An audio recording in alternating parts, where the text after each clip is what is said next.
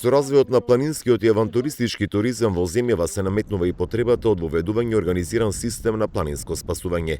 Вака сметаат од Националниот сојуз, од каде бараат ова материја да се регулира со законско решение, бидејќи се поголем е бројот на туристи кои доаѓаат по македонските планини.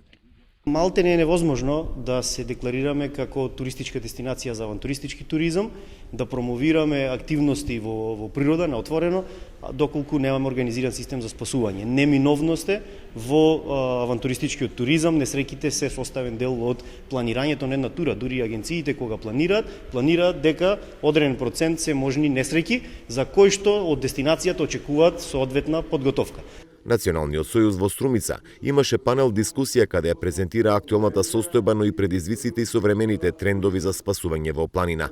Членови се и алпинистите од клубот Скала од Струмица, кои тврдат дека Југоистокот има основа за планински туризам, но е потребен и систем за спасување. Многу важно е да постои некој систем кој што ќе овозможува ефикасно реагирање и делување на овие простори.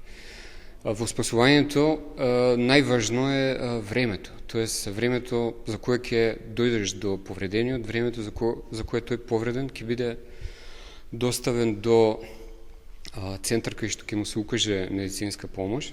Во земјава најактивни на тоа поле е планинската спасувачка екипа од Охрид, кои во 2021 регистрирале 50 повици од туристи кои побарале помош, а биле во околните планини.